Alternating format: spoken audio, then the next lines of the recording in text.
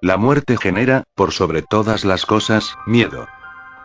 ¿Quién puede decir que al pensar en ella no siente un temor primitivo, profundo? Sin embargo, su mera mención también es sinónimo de curiosidad y misterio, ya que nadie sabe con certeza qué hay más allá del mundo de los vivos. Pero hay algo que sí sabemos, y es el hecho de que, tarde o temprano, la muerte vendrá a buscarnos y no tendremos más remedio que acompañarla. Pero ¿cuándo y cómo nos llevará? Estas dudas nos intrigan y nos angustian desde que somos conscientes de nuestro propio fin. Y ya nunca nos abandonan. Curiosamente, esta historia nos presenta un caso que va en contra de las reglas de la vida. Se trata de la experiencia de Juan, un hombre uruguayo del departamento de Paysandú, que recibió un mensaje que nadie esperaría recibir. Un mensaje, muy preciso, que contenía el día y la hora exacta en que la muerte vendrá a buscarlo.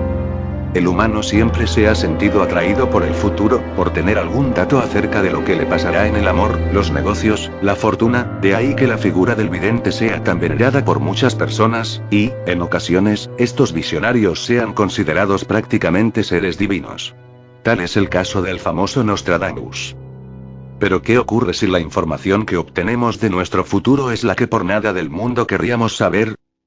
Esto le sucedió a mediados de la década del 70 a Juan, un hombre que trabajaba en la fábrica de cerveza norteña, una empresa sanducera que hace algunos años dejó de funcionar. Juan cumplía turnos rotativos, por lo que realizaba su jornada laboral de mañana, de tarde o de noche.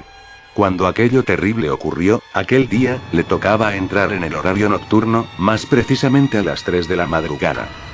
Esa noche, Juan salió de su casa hacia la fábrica cervecera, como tantas veces lo había hecho, y comenzó a caminar las 6 cuadras que lo separaban de la empresa.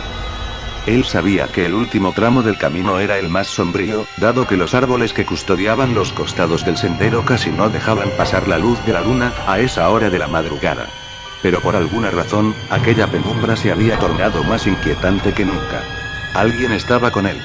Juan tenía la seguridad de que alguien lo acompañaba, y esa extraña sensación fue aumentando hasta que no soportó más y decidió darse vuelta. Se tranquilizó cuando descubrió que el camino por el que venía estaba vacío, que no había nadie a sus espaldas. Sin embargo, cuando giró la cabeza para retomar su andar hacia la planta laboral, lo vio. Había un monje, o al menos eso parecía. Era una figura vestida con una larga túnica negra y una capucha que impedía que se viera el rostro. Juan quedó aterrado por el aura siniestra de aquella silueta. Sin embargo, más miedo sintió cuando escuchó el anuncio que le hizo. Desde el hueco negro que era su cara bajo la capucha, surgieron las palabras que lo condenaban. Aquel monje, o lo que fuera, le aseguró que moriría en el día de su próximo cumpleaños, más precisamente, le dijo que dejaría de existir el 20 de mayo de 1976, a las 19 horas exactas. Fue tal el susto que experimentó Juan que ya no se dirigió a su trabajo, sino que regresó a su hogar. Pálido, temblando de pies a cabeza, el hombre logró contarle a su mujer lo que había pasado. Para Juan, aquel monje era la mismísima muerte, la parca en persona, anunciándole el día en el que lo vendría a llevar. Tanto su esposa como todos aquellos que oyeron de boca de Juan el relato de su misterioso encuentro trataron de tranquilizarlo, de decirle que había sido víctima de un producto de su imaginación. A esas horas de la noche y en un camino tan sombrío, la mente podía haberle jugado una mala pasada. Juan estaba seguro de lo que había visto y escuchado, pero aún así trató de convencerse de que los comentarios de sus amistades eran acertados. Intentó olvidarse de aquel anuncio funesto, de aquel monje oscuro. Y así pasaron los días, las semanas, los meses, hasta que llegó el día de su cumpleaños. Aquel 20 de mayo, Juan almorzó con su familia y compartió un café con algunos amigos que llegaron para saludarlo en su día. Eso lo mantuvo distraído por un rato. Hasta que, a eso de las 4 de la tarde, se fueron. En ese momento comenzó a recordar la sentencia de muerte vaticinada por aquel extraño monje. Fue allí cuando sacó cuentas y se percató de que faltaban solo 3 horas para las 7 de la tarde, hora marcada como la hora de su muerte. Juan sentía cómo su corazón se aceleraba y los pensamientos se arremolinaban en su cabeza, imaginando las diferentes formas en las que la muerte podría presentarse. Todo esto era demasiado para él, una locura, pero no podía dejar de pensar en ello. Así que ideó una manera de engañar, por unas horas, a su mente y olvidarse de sus peores miedos. Se le ocurrió ir al cine con su esposa.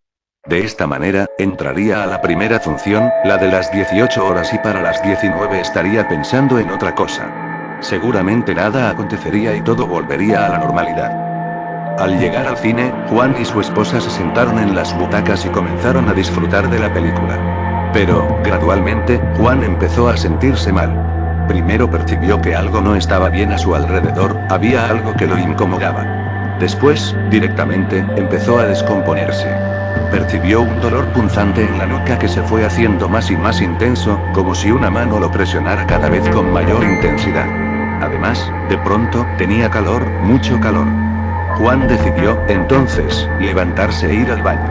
Tal vez si se refrescaba se sentiría mejor. Ante la mirada preocupada de su esposa, Juan se puso de pie y dejó su butaca. Encontró el pasillo que conducía al baño y, bastante mareado, tanteando las paredes, consiguió abrir la puerta del sanitario de hombres. Por suerte no había nadie. Comenzó a mojarse la cara, pero contrariamente a la frescura del agua, él sentía más y más calor.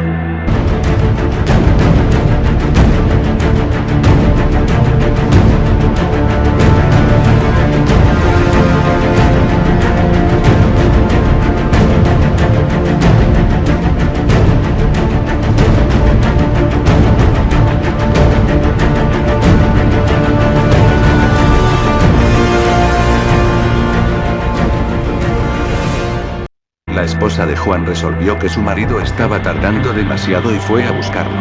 Acompañada por uno de los acomodadores del cine, llegó hasta el baño de caballeros y, al no verlo, pensó que se habían desencontrado. De todas maneras, quiso asegurarse y empezó a abrir todas las puertas del sanitario. Y detrás de una de ellas encontró a su marido sentado sobre un inodoro, con la mirada perdida.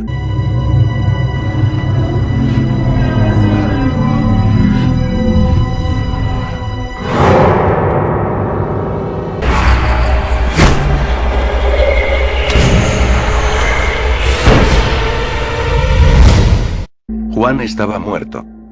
Los médicos que examinaron el cadáver concluyeron que aquel 20 de mayo de 1976 Juan había muerto por un paro cardíaco. Y en el acta de defunción constó la hora de su fallecimiento. Las 19 horas, en punto. Tal como la muerte vestida de monje se lo anunciara. La familia de Juan piensa que la muerte cumplió con su palabra, que ella misma se presentó el día de su cumpleaños, a la hora indicada, para llevárselo, tal como aquel siniestro personaje había manifestado. Lástima que no le creyeron en su momento. Tal vez, de haberlo hecho, de haberse tomado más en serio el relato de Juan, sus familiares podrían haber evitado tan terrible desenlace. ¿Casualidad o causalidad? Un eterno debate, así como aquel que mantienen la vida y la muerte mientras dura nuestra existencia. Debemos prestar atención, porque cualquiera de nosotros puede ser el próximo que reciba un aviso como el de esta historia.